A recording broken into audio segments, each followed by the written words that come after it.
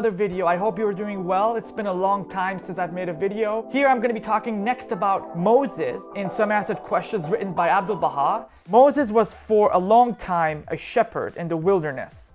To outward seeming, he was a man who had been reared in the bosom of tyranny, had become reputed among men as a murderer, had taken up the shepherd's staff, and was fiercely hated and reviled by Pharaoh's government and people. It was such a man who freed a great people from the fetters of captivity and persuaded them to leave Egypt and settle in the Holy Land. That people had sunk to the depths of degradation and were lifted up to the heights of glory. They were captives and were set free. They were the most ignorant of peoples and became the most learned. By virtue of that which he established, they were so progressed as to be singled out among all nations, and their fame spread to every land, to such a degree that when the inhabitants of neighboring lands wanted to praise someone, they would say, "Surely he must be an Israelite."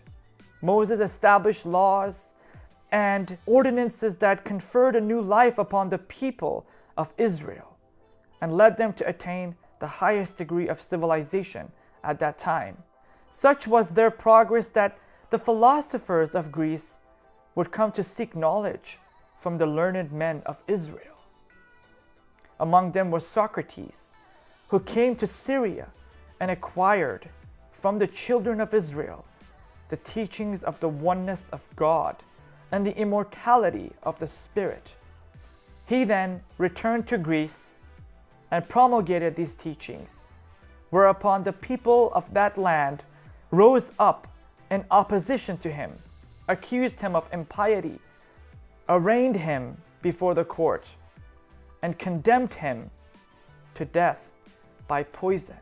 Now, how could a man who was a stammerer, who had been brought up in the house of Pharaoh, who was known among men as a murderer, and who out of fear had long been a fugitive and a shepherd, establish in the world so mighty a cause that the wisest philosophers of the earth would be incapable of producing 1,000 part thereof? This is clearly an extraordinary feat. A man with a stammering tongue can hardly sustain an ordinary conversation, let alone accomplish what he did. No, were he not assisted by a divine power, he would never have been able to carry out a mighty task. These are arguments that none can deny. The materialistic thinkers, the Greek philosophers, and the great men of Rome who became renowned in the world were each versed in but one branch of learning. Thus, Galen and Hippocrates were celebrated for their skill in medicine, Aristotle in logic and speculative reasoning, and Plato in ethics and divine philosophy. How can a mere shepherd lay the foundation for all these branches of learning?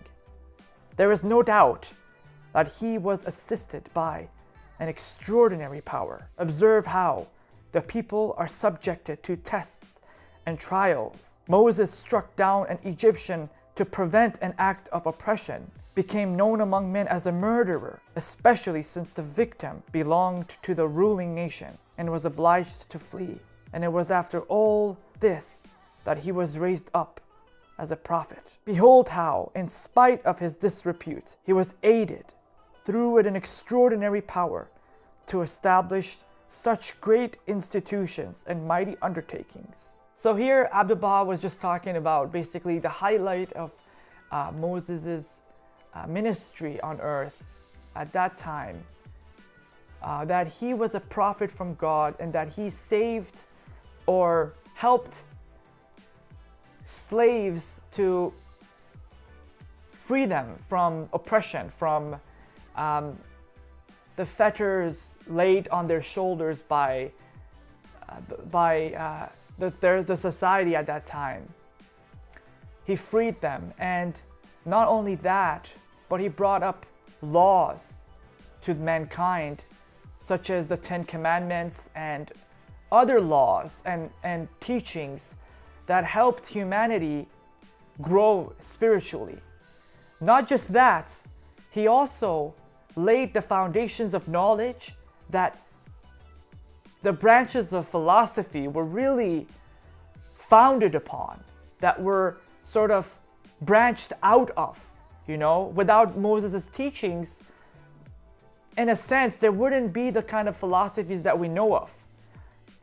If you really, you know, dig deep in the things that Moses brought and how that influenced Socrates, you know, because Socrates, at his time, when the Greeks believed in many, many gods and goddesses, Socrates was trying to teach them that there is only one God, the God that we are all trying to express or talk about. He is one God that has many attributes of kindness, justice, mercy, bounteousness, forgiveness, all these qualities. But there's only one God, there's only one source, and that's the true source, not idol worship of rocks or the sun, the physical sun. That the things in creation are but his expression, not his essence. And that was, you know, the oneness of God, I believe Socrates was trying to establish. And then he was known as a hypocrite or a sorcerer, or he was known as, you know, a crazy man, and you know, the spreader of weird to learn knowledge that was foreign to the Greek people at that time, because the Jewish faith was still in its infancy, I believe, at that time. So it was not spread. The teachings of Moses wasn't as widespread. So, you know, having a person like Socrates go to Syria, close to Israel anyway, to gain the access to the knowledge and then take that back to Greece was very new, you know. Not many people traveled that time. There wasn't a lot of advancements as we know of now, like the train or the automotive or airplanes.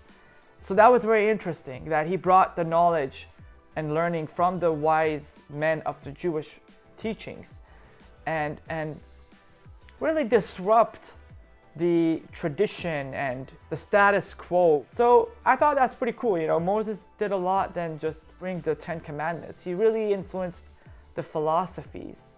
But we don't talk about, I mean, I took philosophy courses in undergrad, and we didn't really talk about Socrates gaining knowledge from the Jewish faith and teaching the oneness of God.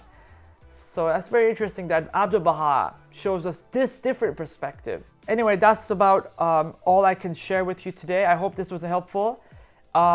If you like this video, let me know what you think down below on the comments.